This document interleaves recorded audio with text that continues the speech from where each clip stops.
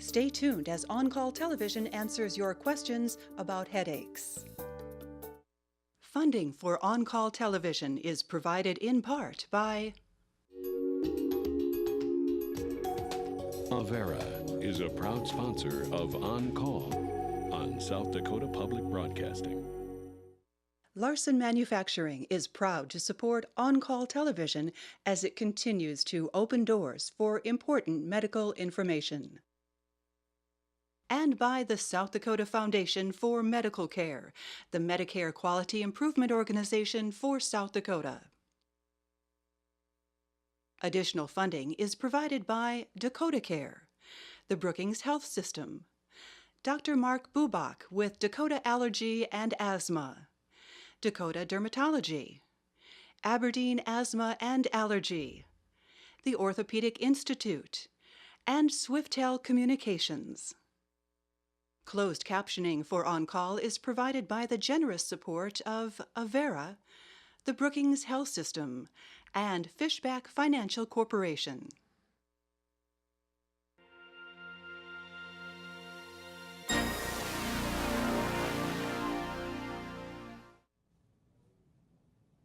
Hello and welcome to On-Call Television.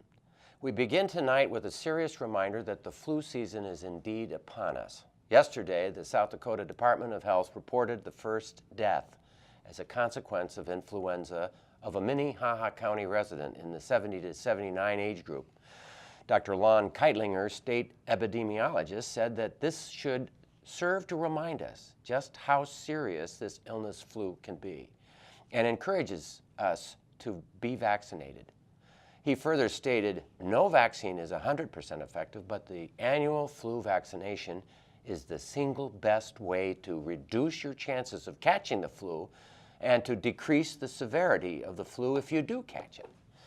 It's important to get vaccinated sooner than later. Dr. Keitlinger reminds us to not wait until later in this season, thinking we will be protected until then. It is a false assumption.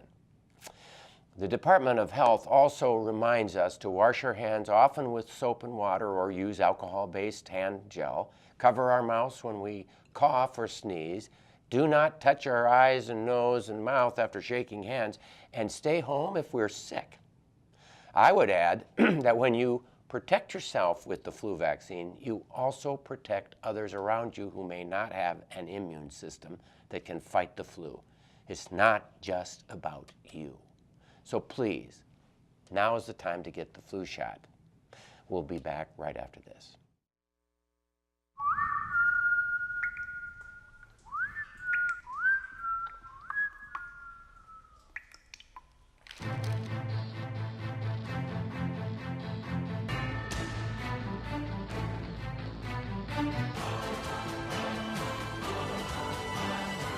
The flu bug is getting ready for another season.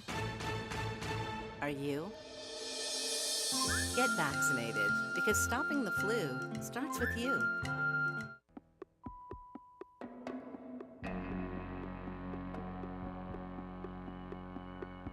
They can range from a painful distraction to debilitating condition. They may be caused by stress, muscle tightness, infections, and even bad posture. We concentrate on headaches and their treatments as the doctors are on call tonight.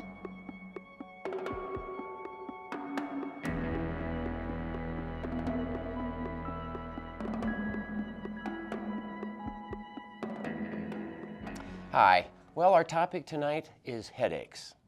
My personal experience is that it's a very humbling experience to try to help people who come to the clinic or emergency room with headaches. There may be a single diagnosis of a headache, but the cause of this misery are myriad, and therefore, so are the treatments.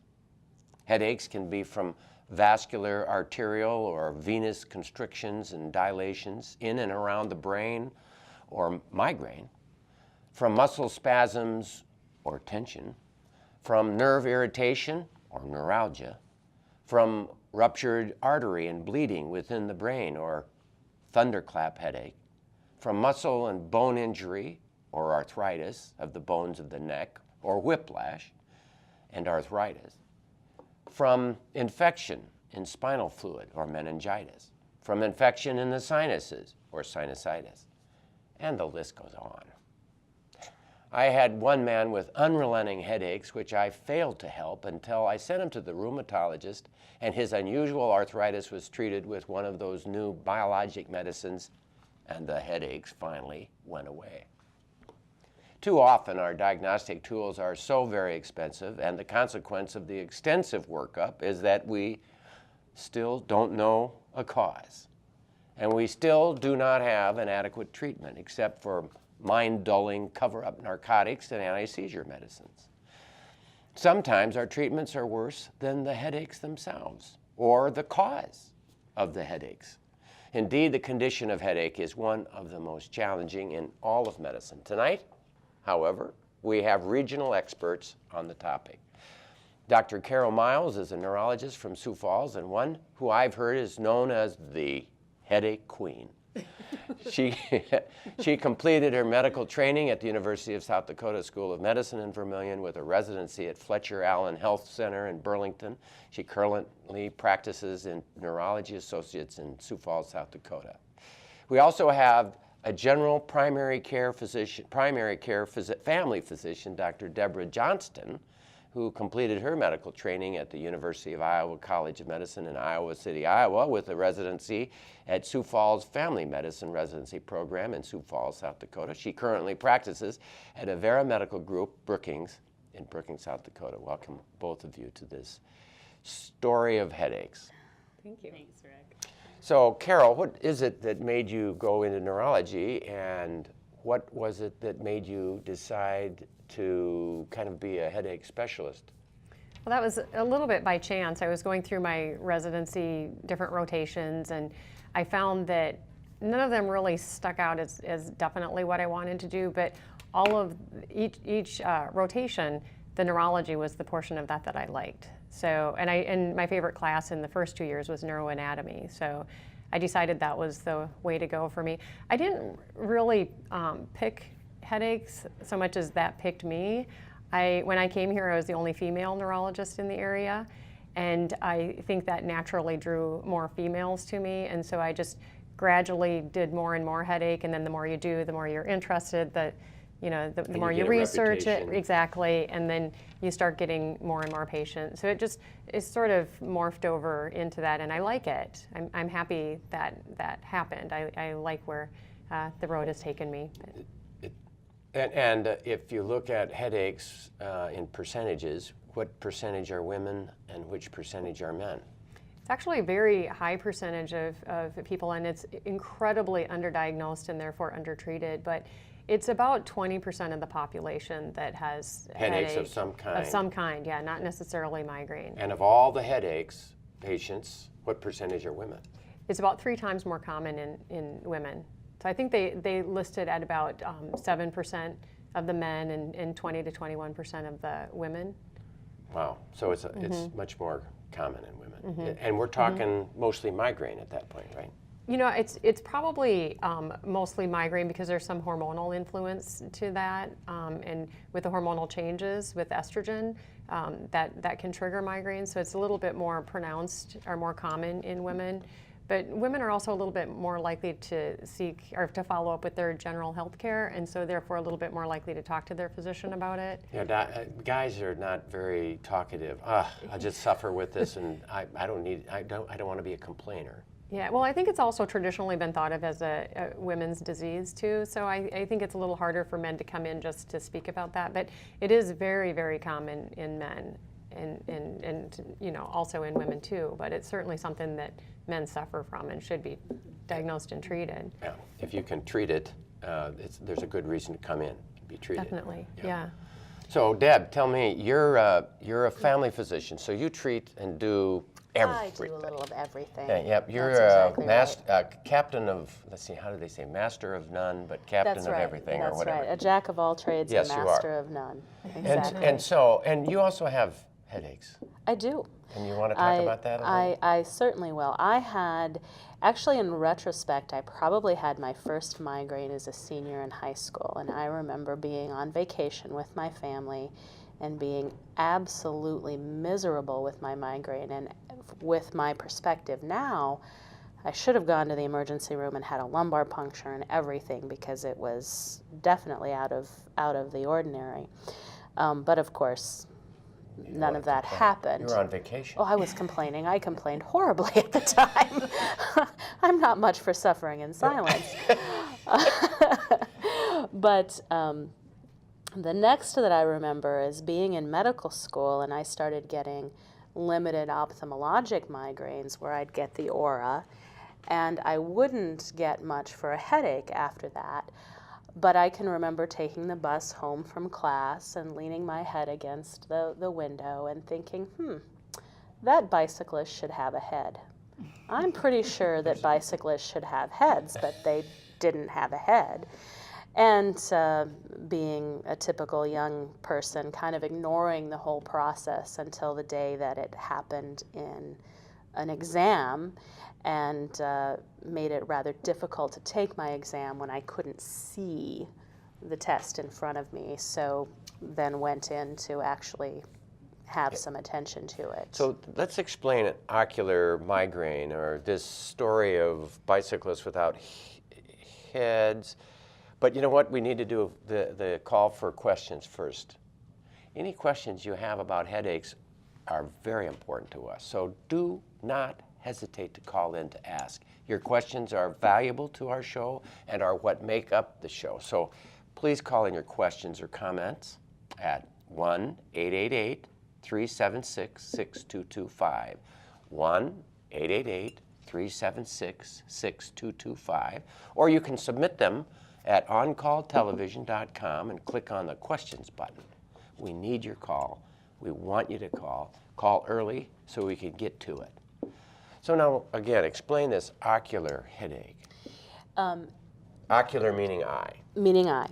And traditional migraines are, and the one that's going to clue your doctor in is if you have what we call an aura, a warning, a foreshadowing of your migraine, which traditionally, classically, and we even call these classic migraines, are sparkly, fluttery, flickery lights that you see in your visual field and are often accompanied by a blind spot, and then kind of float off to the side of your vision and are followed by your headache. A classically throbbing, incapacitating headache associated one-sided that make you sick to your stomach, and lights bother and sounds bother, and you're just miserable. And in my case, when I was in medical school, I didn't get the headache, which perplexed the resident that I saw at the time. And of course, when I see patients, I knew, hey, I got that all the time, so it didn't bother me to tell people what they were getting. But and my headaches would continue like that for quite a while before I started developing more traditional classic migraines, and then ended up later in life having much more trouble with my headaches. And where are you with them now? It's amazing what no longer having hormones does for a girl. So the headaches go away. I mean, the headaches are much better with the help of Dr. Miles and good drugs. The headaches are much more manageable, but I think it's made me a much more empathetic physician, and certainly much more tuned in to the spectrum of what headaches can be, to have experienced them myself and to have experienced a spectrum of what migraines are, and to have had my life totally derailed by the experience of headaches. Yeah. It's sort of like my experience with asthma and being able to be very attuned to a person who has asthma. I mean, you become very sensitized to their needs, and you've read everything there is about it, yeah, and it makes exactly. a difference. It certainly makes you, when you have a personal experience with something, it makes you far more compassionate. It makes you, I think, a little bit more compassionate, and it certainly makes you a little bit more of an expert in the field than you might otherwise be. I think it's important to point out, we're talking about the classic migraine, which is now called migraine with aura. The aura it only happens in about 20% of people. Yes. So if you don't have an aura, don't allow that to let you think it's not a migraine. And migraines tend to be one-sided throbbing, nausea, light sensitive, sound sensitive, severe, worse with activity, but they don't have to be all of those things. Like a lot of times in the younger age group, it'll be bilateral, and some younger people. Both sides. Yeah, both sides. Some younger people won't describe it as a throbbing, or sometimes they'll come to your office and they haven't really thought about how it feels to put it into words. So any headache that's making you want to stop what you're doing, even if it doesn't have all those other characteristics, is probably something you should talk to your doctor about. And I have always thought that any headache that was bad enough to make you come in and talk to me about the headache, I've really got to convince myself that's not a migraine, rather than think, oh, it's probably not a migraine. And I frequently will find that people have come in and been treated for their sinus headache infections over and over and over again. And I'm frequently not convinced that they've ever had sinus infections. 80% of sinus headaches are migraine. Are migraines. Yeah, That was right. a study. Yeah. But they can be triggered by stuffiness and so on and so forth. You Let me ask can, you this. But part of a migraine is also some nasal stuffiness and some clear nasal drainage. So it may be the cause that's or why, the effect. So because of the clear nasal drainage and the stuffiness, and the fact that migraines are located right over your sinuses, because that's where your trigeminal nerve goes, the top branch of it. Yeah. So that's why they're diagnosed as sinus. Explain to me the physiology, though. My fear is that when people are having migraines, particularly the scotomata and the prodrome, the pre-headache visual things, that there is a area of the brain that's not getting blood flow, and that sometimes variant migraines, which really are weird neurologic effects, is where a blood vessel's in spasm and a blood flow is not occurring, and there can be permanent damage. Now, make me feel better about that. That's an older theory from a doctor that was very well respected, Dr. Wolf, and he thought that it was primarily a vascular phenomena. It turns out that the blood vessel part is probably a fairly small part of it, which is why people don't have strokes very often just from that vasospasm of a migraine. But it actually comes primarily from changes in the chemicals in your brain, like serotonin and dopamine and epinephrine, norepinephrine, all the different chemicals that we have that make our brain function.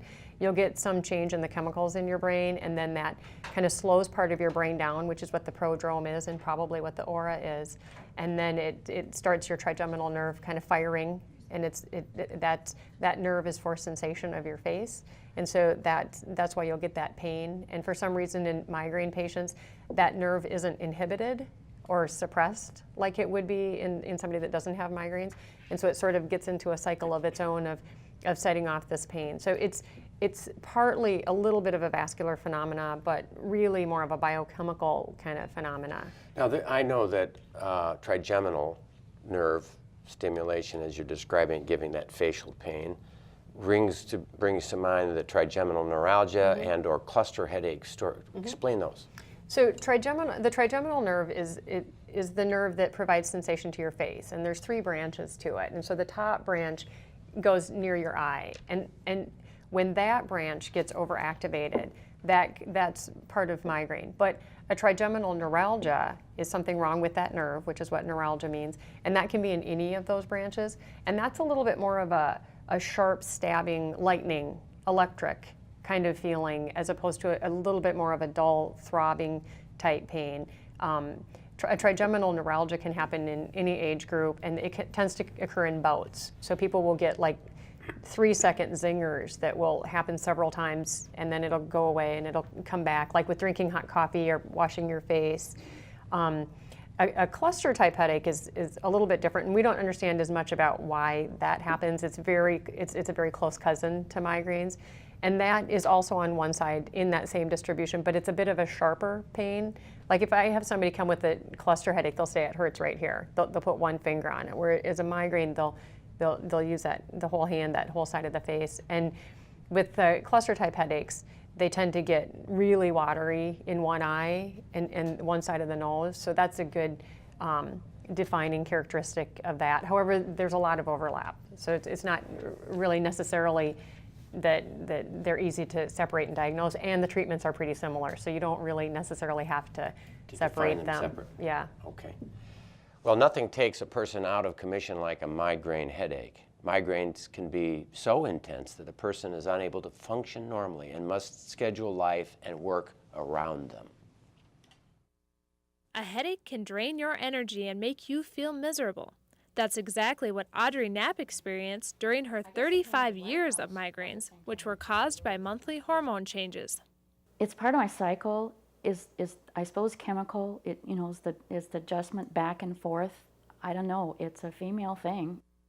Audrey's headaches were so severe that she could hardly get out of bed. Usually it would wake me out of my sleep, would happen in the mornings. Early morning, and you'd know right away because you'd have this terrible pressure in your head. And these migraines weren't short-term. They would last for up to 24 hours. Sensitive to light, to smells, to motion. I think the key for a migraine is the nausea, and you get very sick to your stomach, and sometimes getting sick you feel a little better temporarily. Migraines were hereditary for Audrey. Her mother, sister, 2 nieces, and her daughter all suffered from terrible monthly headaches. And when no medication would help, desperate times called for desperate measures. My sister even tried, she's had the same problem, and she's even put a towel around her head and tried to make it a tourniquet, you know, just thinking that might help some. Oh, I've seen her cry, you know, I know what that's like because she was in so much pain, yeah. You'll do most anything because you hurt so bad. Audrey even got to the point that she would schedule her life around her headaches. I would plan ahead. We wouldn't take vacations or be gone special events during that time because I knew I wouldn't be able to function. Just when Audrey was beginning to give up on a cure, a trip to the doctor gave her new hope. I think when I was able to predict, you know, what day it was going to be pretty much, then when I went to the doctor, I went to Dr. Holm and he said, well, why don't we try to prevent it rather than try to cover it up? Audrey was prescribed a type of tranquilizer to ease her chronic pain. And he put me on a medication which actually worked. Even if it didn't take the headache completely away, I could function, it was like a normal headache. And her advice to people who suffer from similar pain? You know, mark your headaches down on a calendar, see if there's a pattern. You know, if it's a hormonal migraine, there will be a pattern. Finally, Audrey is able to relax and stop living in fear of the migraines that had haunted her for so long. Reporting for On Call, I'm Lindsay Myers.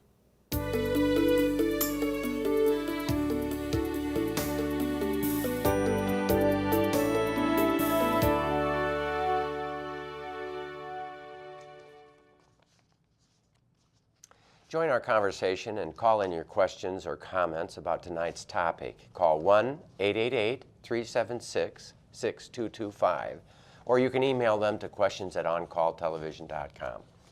And thank you for calling in, starting the ball rolling. So, having had that earlier discussion, one of the students here states the following: I get complicated migraines with stroke symptoms. Left arm loses feeling and movement, and left leg starting to follow. Any potential permanent damage? And that kind of follows my comments or thoughts about vascular problems. Patient is on Topamax. Okay, yeah, that particular type of headache, they used to call it complicated migraine. Now that would be actually a migraine with aura, and the aura is the numbness. If it's really weakness too, I mean, I always really try to differentiate with patients whether, you know, it's numbness and weakness or just numbness. Because if you add the weakness in, that's a different type of headache called a hemiplegic migraine. So hemiplegic means half-sided weakness. So, and it's really important to diagnose that type of headache accurately because you can't use a lot of the medications like any of the triptans, like Imitrex or Sumatriptan or Maxalt or Relpax or any of that category, or even ergotamines. Because then it can spasm those vessels a little bit and can cause a complete stroke then, yeah. So, and she feels like they're getting worse, it's climbing or it's growing. And so, right, and that, she's on Topamax, so that's an anti-epileptic medication or an anti-seizure medication that works really well for migraines. Sometimes with patients that have that, I'll put them on Verapamil so that we can, which is a calcium channel blocker, exactly, and hopefully decrease the headaches, but also decrease the amount of the severity of the weakness that comes with it. Now, if somebody just has numbness, it's not as concerning. So numbness is when you can't feel it or it's tingling, whereas weakness is truly, you feel like it's heavy or, yeah, or you can't move it. And And Topamax would be a great choice for both of them. The verapamil is maybe a little bit better. It's of course really important to talk to your own individual doctor. They know much more about it, but that type of headache is always more concerning because there is a slightly higher risk of stroke, but also because you really want to make sure that patient knows to tell any ER or anybody that I've had weakness with them and I can't get triptans, because you're likely to get into trouble with them. Yeah. Deb, any comment about? Just that I think it's important to point out that the triptans and the ergotamines are kind of mainstay therapy for, and revolutionary therapy for treating migraines. I mean, they really are life-altering for people. They really help. They work so well. I've actually always said I wouldn't stay in headache if it wasn't for the triptans, Oh, is that because right? it really did revolutionize. Before that, we would just use high-dose naproxen. And beta blockers and amitriptyline, but now it's opened up. And you can have your life back when you have a headache if you can start those triptans. Well, what do they work? How do they work? Again, it's changing the chemicals, stabilizing the chemicals, primarily serotonin for that one, for any of the triptans.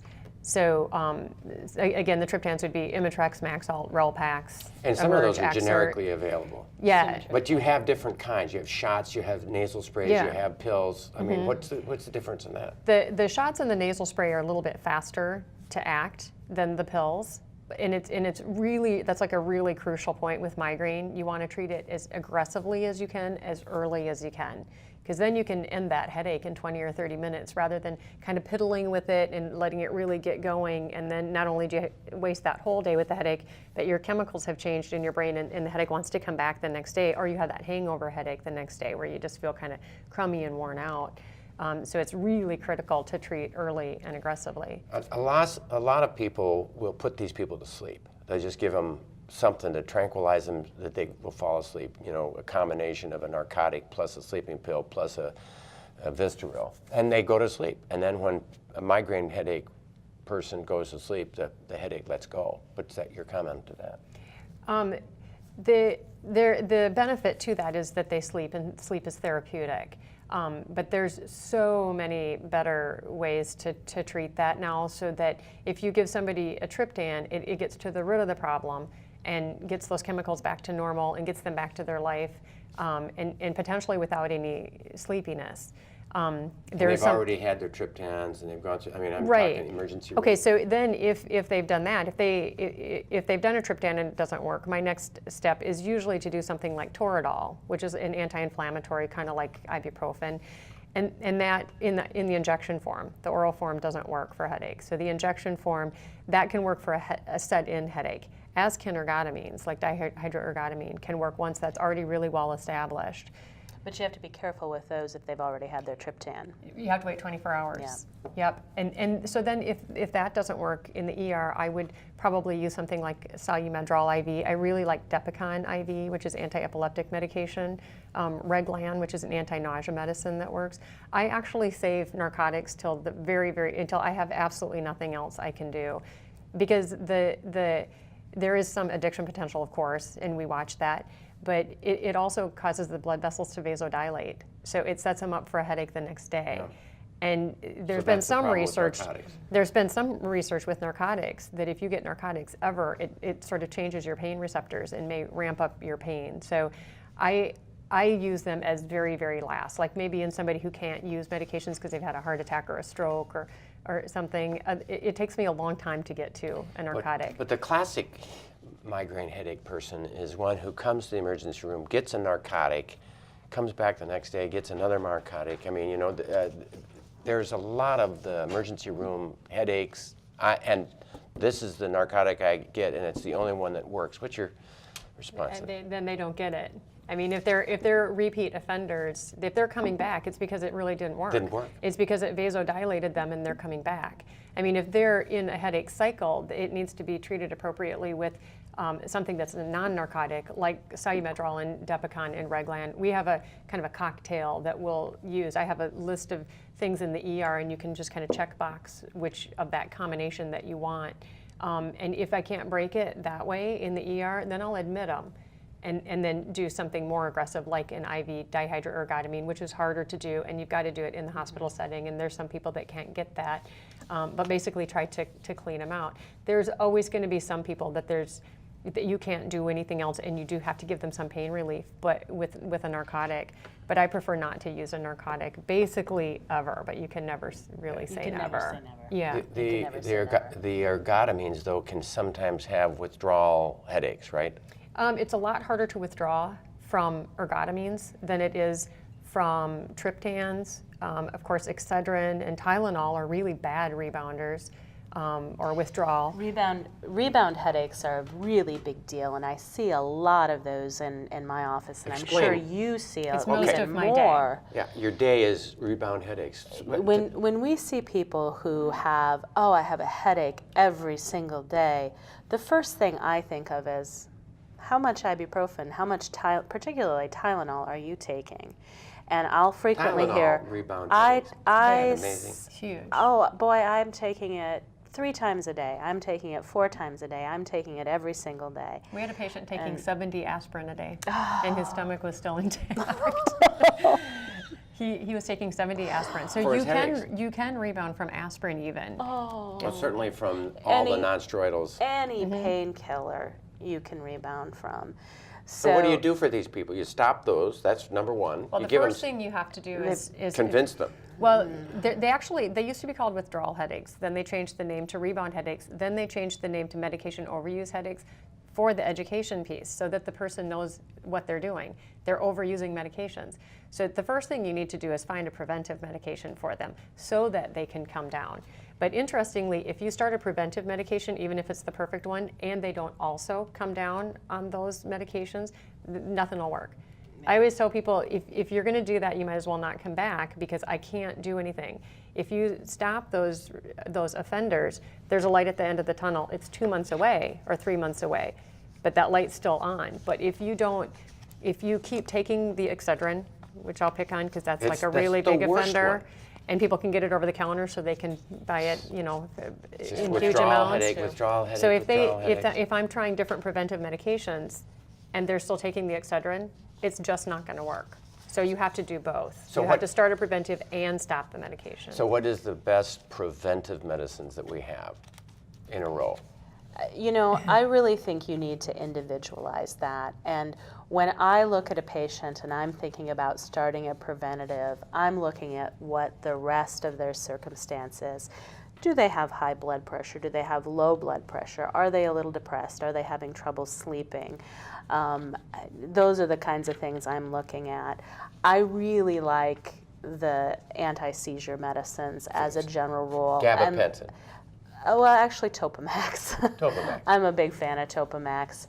But if I have some other reason that I'm looking at some of the other medicines, I'll look at those other medicines, the verapamil, the blood pressure medicines, the beta blockers. Amitriptyline, are we still using amitriptyline at night? I do use a lot of amitriptyline at night. I treat a lot of patients that are depressed and you have headaches a lot, fibromyalgia. And that's a good choice. Not switching them to nortriptyline? I usually do nortriptyline, but everybody kind of gets their own preference. Yeah. It's got a little bit better side effect profile. So, but they're pretty close. Yeah. And most of the time when I'm treating depression, I don't find that I can get the tricyclics up to doses that are effective for depression. So most of the time when I'm treating and using the tricyclics, I'm using help you sleep at night doses. So I simply don't use the tricyclics at the doses that are helpful for headaches. For depression. Yeah. So I'm usually using the other meds. You do the sertraline and you use an amitriptyline at night. That in combination. Exactly. So. All right. Well, I had to get to this, and we need to get to questions. We've got a bunch of questions. But first, another form of headache is different than a migraine, but it too is chronic and constant. The headache lasts all day, every day, and nothing seems to help. Neither pain reducers nor relaxation techniques make the headaches go away. My headaches are called chronic daily headaches, and I have had them for 34 years. And perhaps longer. I guess I started seeking treatment 34 years ago for these headaches. and they are present from the time I wake up until the time I go to bed. My headaches manifest themselves in my temples, and so it feels like my head is in a vice. And so it's constant pressure in the temple area. It kind of actually almost moves around a little bit, and it radiates into my cheekbones and sometimes down into my jaws, but is always in my temples. It's just whether or not it radiates into other parts of my face. I love humor, but the more I laugh, actually the more it exacerbates the pain in my temples. It's miserable. You learn to live with it. Nothing seems to help. I am in a bad mood much more often than I think I would be if I didn't have headaches. I just sometimes fantasize about not having a headache and how delightful life would be and how fun life would be if I didn't. And I would just, when my daughter says, "Oh, can we go shopping in Sioux Falls?" I'd say, "Hey, yeah, let's get in the car and go," rather than, "Oh man, my head hurts, but I want to do it because she wants to, so I will." Or if my husband wants to go out for dinner, I want to say, "Oh, sure, that would be great. Let's run down and get something to eat." But I just never really want to because I always have a headache. And what about just taking some ibuprofen? Or the other day I mentioned that I had a headache, and someone said, "Oh, I have some Excedrin migraine in my desk. Would you like some?" And I said, I have tried all of that. I've taken 3 and 4 ibuprofen at a time, or I've tried, aspirin, and I've tried this. It doesn't even take the edge off. It doesn't even budge my headache. I've tried over-the-counter medications. I've tried prescription medications, massage, acupuncture, acupressure, relaxation techniques. Nothing seems to work. Nothing even seems to take the edge off the headaches. They are always present. There was one thing that helped, and it was a prescription medication called Topamax. At first I'm thinking, this is a miracle drug. I couldn't believe it. But then I found that it had a side effect that was quite negative, and that was it really impacted my concentration. And I realized that some people actually call it Dopamax because it makes you such a dope. And I honestly felt like I just couldn't remember practically my name sometimes. Recently, insurance companies approved Botox as a treatment for migraines, and also it's been approved, in my case, for my chronic daily headaches. And so I had my first treatment of Botox in September, and it did help a certain amount. And Dr. Miles said that it wasn't expected to miraculously make them go away overnight, but over the course of several treatments, they probably, if it's going to work, should continue to improve. And they did improve somewhat. And so I'm excited about getting future treatments of Botox to see if that will help, because the toxins, certainly should help paralyze the muscles and should help them relax, and maybe my headaches will eventually go away.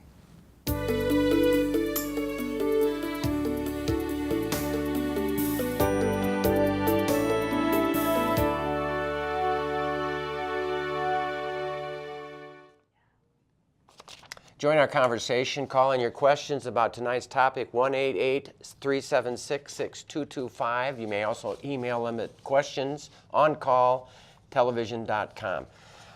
Let's jump into the questions, but I want to talk about Botox injections. You're doing that right now. Explain that. Yeah, I've been doing that for a long time. It was actually FDA approved several years ago for other causes, and FDA approved for migraines in January of 2010. So, we do some things that are not FDA approved for particular diagnoses. So I've been doing that for 15 years now, and because it works. Because it works, and it's botulism, but it's very, very small increments of it, so it's safe. There's a specific standardized injection technique there's 31 injections with a little teeny needle. It's a little TB needle. So you have some across here, across your temples, back of the head, and down into the neck. So you start with a standard injection technique or protocol, and then if they say, oh, I'm worse on the right side than the left, then I'll kind of chase it a little bit. So you can gradually go up on the dose.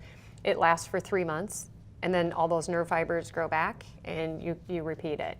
but it decreases headache frequency and severity by about 50%. If the headache is due to muscle spasm, right? I mean, isn't that what? It actually, it does relax the muscles. We actually try to stay a little bit superficial to the muscle because what it's actually doing is stabilizing the chemicals in your brain, and it actually decreases the release of pain receptors like substance P, or pain chemicals like substance P, a little bit different subset than the other medications like serotonin. But it's again stabilizing the chemicals.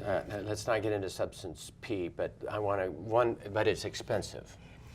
It's expensive. I can't remember. I haven't looked at the cost of it for a while, but it takes 3 to 4 vials, and it's a few $100s for each of those vials. So we actually don't even mix the vial up because it's got to be reconstituted until the patient's in the door. Because once I mix it up, I've got 24 hours to use it. And so if that patient doesn't come, I probably can't even use it the next day.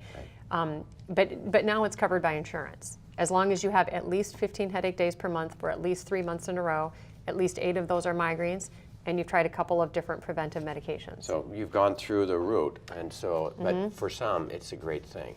But you've got, and it'll cost a couple $1,000s when you. Well, I think if they just paid for it, it would, but it goes through insurance, so it depends, of course, what your deductible and your copay is. And the insurance only pays a percentage too. Okay.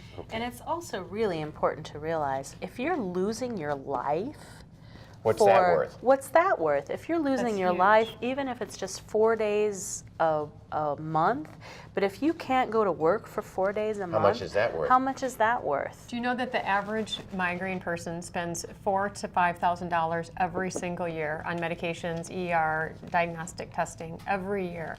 So, and not to even mention the billions lost in lost work. But again, that doesn't even come to bring the quality of life issue is huge. It's huge. An issue. I want to say one more thing before we get into these huge, nice questions. Say it again. The cause of many of these long-term headaches is due to the pain medicines they're taking, primarily ibuprofen and Aleve and Tylenol. Certainly, there's medication overuse headaches, but I think it's also really important to hit that there's a lot of different migraine triggers out there. And it's hormones we've touched on a little bit, but stress is a huge migraine trigger. Not sleeping regularly, not eating regularly, caffeine. Yeah. NutraSweet. A lot of But caffeine food. helps some headaches, so it's withdrawal from caffeine. It's a balance. Yeah. A little bit of caffeine is fine, and you can use it as a treatment because your head will be responsive to it. But too much caffeine will lead to rebound, just like a little bit of Tylenol is okay, and a little bit of coffee is okay. But it's the withdrawal. Too much is not okay. All right, we better get to questions. Fulton, South Dakota, what are migraines, and what is the process of diagnosing people with this condition and the treatment? That's a smart patient there. Fulton. That is, my God. Okay, so you've gotten new research. This is a hot topic, but we don't have much time, so this is brand new research that was done by myself and Dr. Vance Thomson and Dr. Jeff Krall, who's an optometrist. The three of us have been working together for about 4 or 5 years on this. Nowhere else in the world. It's nowhere else in the world, and it's actually, the best way to explain it is that your brain and your eyes have to work together. And if they're not working together in sync, then basically your brain is trying to do more work to keep your eyes in focus. And so we have developed a machine called the Sight Sync that can measure that difference. So basically measure how hard your brain has to work to keep your eyes in focus. And it's a machine that's in my office that even a neurologist can do. I don't need an optometrist to do it. Even a neurologist? Yeah. And so we put them in the machine. It's non-painful. And then that gives us a number that tells us what the prescription is for neural lenses. So they're lenses that you would wear. You can put them in any frame. Contacts or glasses? Contacts are coming, but they're glasses now. We can even do them in sunglasses, which is called neuroshades. So how do I know that this is my headache? You would have to come to the neurologist for that. It sounds like a migraine, but it actually doesn't sound like a migraine. It's a headache that's across the front of your head bilaterally and comes to the back. There's a lot of neck pain and stiffness. It's worsened by, these headaches are worse with reading and working on the computer. These patients don't like headlights at night. They tend to be fairly light sensitive even if they don't have a migraine type headache. And they have a sensation of dry eyes. All of that's trigeminally mediated. We think this is a trigeminally mediated headache. Okay. So it's a new headache type. You'd have to come to our office to be tested. And you get these special glasses that cost $2,000 million. Yeah. No. Pretty quick. No, it's right now that's out of research and not quite into the traditional bucket of something that's insurance covered. And of course, with insurance cover changes, it's going to be a while. It took 13 years to get Botox there. So if I'm going to buy a pair of these glasses, it's going to cost me. Well, what we do with that, it's the cost of it's an entire package that you get, and it's $4,000 or $4,200. It includes 18 months of being able to be tested with this machine called the SightSync, an entire year of getting different lenses in case we need to change the lenses, and repeat appointments with the optometrist, and then appointments with me. And not covered by insurance, but worth it if you can get relief. The patients have told us it's changed their life. Okay. And you get like 80% success rate is what you say. 88% have some success, which is huge in headache therapy, right? From Brookings, daughter had severe migraines, treated locally, then went to Diamond Headache Clinic in Chicago, went very well to preventive meds, controlling them on meds since December 12th. When can she get a reevaluation on her migraines and start to taper off meds? What's the migraine? What's the Diamond Clinic? What's your thought on that? And what about the Diamond Headache Clinic is a place where people go once they've kind of gone through the primary care and through neurology and when it's basically when we need help. So it's the next tier or the next level. And they're competent. They're reasonable. They're good. They're good. Yeah, I like them. There's very good doctors there. I typically tell people that they should stay on a preventive medication until their headaches are really well controlled for at least a couple months. Now, somebody that's been to the Diamond Headache Clinic, they're a notch more refractory than somebody else, so I would probably leave them well controlled for probably 6 months and then taper them down off preventive medications. And if they can't taper, leave them on forever. Yeah, some of them you can leave them on forever. Yeah, you may need to. Right. Until their hormones change. Deb? Well, if that's their trigger. Or if whatever their trigger might be, to change that. You know, I'm still taking my preventatives. Okay. Here's from Sioux Falls. What is it called when all of a sudden a loud sound goes off in your head? Thunderclap. What is the thunderclap headache? Let's ask that. Thunderclap it's not necessarily a sound, but I suppose it could be perceived as that. But it's all of a sudden a severe headache, like a thunderclap, like a lightning bolt, or like thunder, that you go from no headache to a headache that peaks in a couple of seconds. And those have other names, like exertional headache. So they oftentimes come on with some really sudden exertion, like people can get it shoveling, or like sudden laughter. And all of a sudden their headaches come on and they're very severe, and then they tend to be very severe for several minutes and then kind of slowly come down. These are the ones that should definitely go to the ER. Yeah, if go that's to the their emergency first one. room. It could be a bleed, right? It can be a subarachnoid hemorrhage. And you need to check that out with an X-ray, CAT scan. With a CAT scan right away, yep, and potentially a spinal tap. But those are the ones with your first one. You go to the ER. Once you know what it is, then you can treat them with things like indomethacin or something. Well, and the spinal tap is an important component. You've got to make sure that. Right. Well, sometimes you can tell just by the CAT scan. Okay. Sometimes if you're not sure, I would leave that to. And they go to the neurosurgeon. If they have an aneurysm, right there, away. There you go, because there's a leak. Right. And it's devastating. It's potentially devastating. Right. And what's But it's not necessarily I hear a noise. It's a sudden, severe, horrible headache. Is there anything else that this could be, though? I don't know if sometimes people, when they're getting a migraine, noises are really, really exaggerated. And so sometimes it can be that. There's some, like an AVM or something, or an AV fistula, when like an artery goes right to a vein. Yeah, and so it's a vessel that shouldn't be high flow, and it does have high flow. And if it's by your ear or near there, you can hear that. So I don't know, it could be that too. We've got 1 minute, and we're running out of time. We talked about cluster headaches. I wanted to know what an ice cream headache is, and what is that compared to? I get terrible ice cream headaches. I eat slow ice cream. So when people eat ice cream they get that terrible headache and then it goes away. It gives you a compassion for people who have headaches. What is it from? That's actually kind of part of Dr. Wolf's theory with the vascular theory. I mean, what else is that fast? Yeah. I mean, there is certainly some vascular component to headaches, and you're probably spasming that vessel. Yeah. Is a migraine necessarily mean severe? Migraine doesn't mean severe. It means Unilateral, throbbing, nausea, vomiting, light sensitive, sound sensitive, worse with activity, and severe. That's the characteristics. You don't have to have all of them. Okay. Yeah, so Should I severe have can be left out. Some combination of those. Those things. Yeah. All right. Well, tonight we welcome a guest essayist, someone who will share an insightful personal story about headaches. The discussion of headaches always takes me back to my childhood, as my dear mother suffered from this malady. Born in 1925, she didn't have the advantage of modern medications to relieve her headaches, and unfortunately was left to face them with little help from medicine. As we were growing up, we children didn't have much sympathy for our mother. What we saw was her going to bed, again, with a sick headache. That meant retreating from family activities, taking a knockout medicine, and going into a dark bedroom until the headache resolved. Invariably, this happened before an important event, and the kids were left to do without her, as we mumbled under our breaths, "Oh great, here we go again." Empathy was not on our radar screens.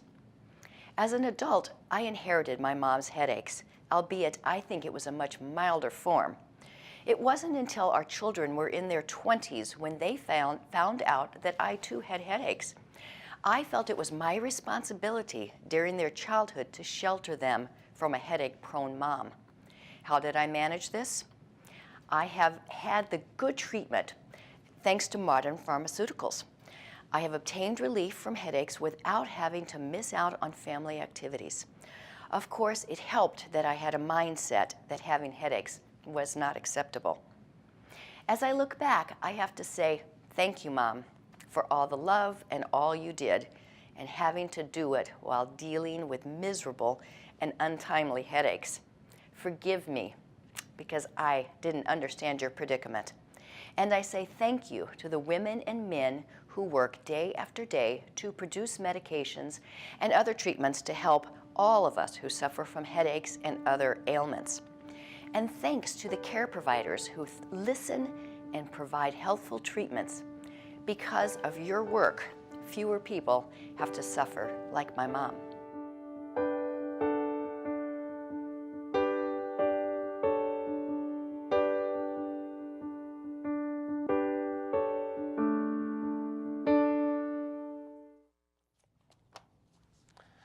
That's my ever-loving wife, and I thank her so much for her guest editorial and insight. And as it is, she covers up, she feels guilt. Comment about that? Do you feel? Guilt is just a very large part of headache, and especially chronic daily headache. And the one thing that really gets patients crying in my office when they're talking about how this affects their life is when they talk about how it affects their children, or when their children start to say, "Oh, Mom has a headache again," or "Should I go get you a blanket? Do you have a headache?" Or if they start to mimic it. And so the guilt that goes along with that, and it is something that they can't do, they can't help it. But you know, when she has a headache, I feel just fine. Exactly. Let's talk about, I mean, you know, it's... But that's why it's really, really important for people to get in and get diagnosed. It's like I said, horribly underdiagnosed and undertreated, and there are so many therapies that are available now that it's really worth going into your doctor to see what could be done. We've got a minute and a half. I thought I hit some questions. Do you have any other comments? All right. Can shock treatments help headaches? I've not heard. I haven't either. I don't know the answer to that question. The only thing I'd speculate is that I think unrecognized, untreated depression frequently has headaches associated with it. Treat the headache. And if you treat the depression, headaches tend to get better. Chronic sinus infection causes frequent headaches. What are the long-term effects and how can you treat it? How many sinus infections do you think are really sinus infections? That's the question. I frequently get referrals from ear, nose, and throat doctors that have cleared the sinuses as an issue and said they still have this nasal stuffiness and these headaches, but their sinuses look great, and it may be that it's the wrong diagnosis. Yeah. Of course, it is a trigger. So if you keep getting sinus infections, you're going to trigger your migraines. So someone has migraines after eating certain foods. Is there any correlation between food and migraines? Yeah, there is. Yes. What, bananas and actually, it's too much citrus fruit, pickled things, orange preservatives, juice? Orange juice. Yeah. Preservative meat? So you want to get your meat from the deli, not prepackaged. Okay, not prepackaged. Well, this brings us to the end of this great show. this evening. I sincerely thank our studio guests and good friends, Dr. Miles and Dr. Johnston. She didn't make me cry this time, for helping to answer all the questions from our audience tonight. German playwright, poet, novelist, and dramatist Johann Wolfgang von Goethe remarked, "I will not be as those who spend the day in complaining of headache and in the night drinking the wine that gives it." Until next time, stay healthy out there, people.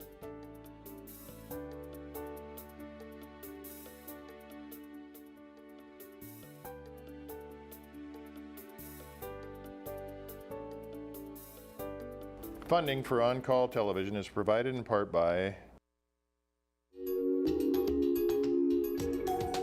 Avera is a proud sponsor of On Call on South Dakota Public Broadcasting.